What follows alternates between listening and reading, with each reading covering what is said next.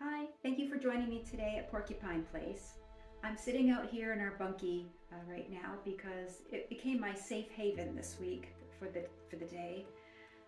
We had something kind of scary happen, something that could have been life altering, I guess, if it had been the worst case scenario. So I guess let me start from the beginning. I was suffering from some really bad headaches on a Tuesday evening. It progressively got worse into the night.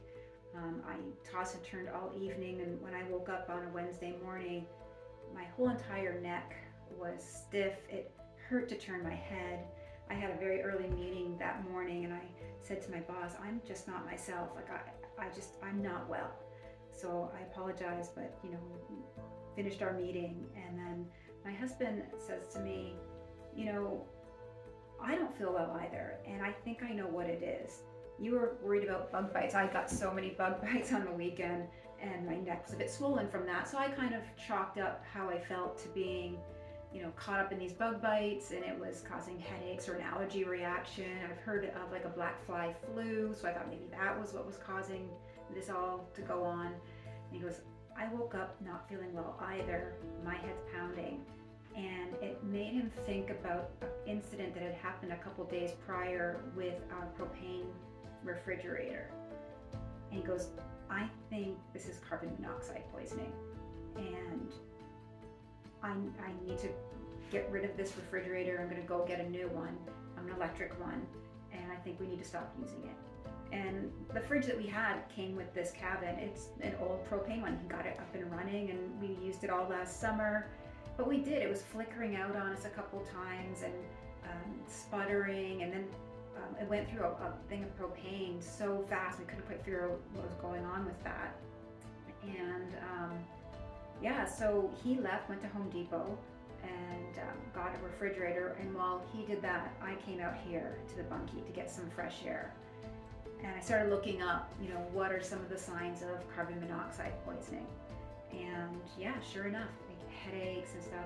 I would say I probably had a mild exposure, but it had a bad reaction. Like if this was mild, I was pretty close to saying, you know what, I should go to the hospital. And in retrospect, yes, I should have gone to the hospital. In fact, it seemed like a series of bad decisions were made by both my husband and I. Things that we should have known better at this age. So, please be kind to us in the comments. Don't say, how stupid were you to not have a carbon monoxide detector, which I can't believe we didn't have that or think to do that. So, as well as getting the new refrigerator, we also got a carbon monoxide detector. We did have a fire detector, but that, of course, does not help you with carbon monoxide, which is an odorless gas. And it really just made us stop and think and go, here we are out in the middle of nowhere. There's our closest neighbors miles away. If an ambulance had to get to us, it would take quite a bit of time, so it would have to come from St. John. And, our daughters didn't really even know quite, what address we were at, I would say. And if we didn't respond to their messaging, they wouldn't be able to really contact anybody nearby to say, hey, can you go check on my parents? So, of course, we've immediately now made sure they've got all our details of where we are. They've got a phone number of our neighbor. But I just want to cautionary tale to all the off-gridders out there. Just be really careful when you're working with propane, when you're working with alternative energies. And we also have to keep in mind something that was different about this trip than any other trip is we went and got an air conditioner. And you think, oh, what a great upgrade. This is wonderful. Like, it's so hot. And, thank goodness we got this window air conditioner now.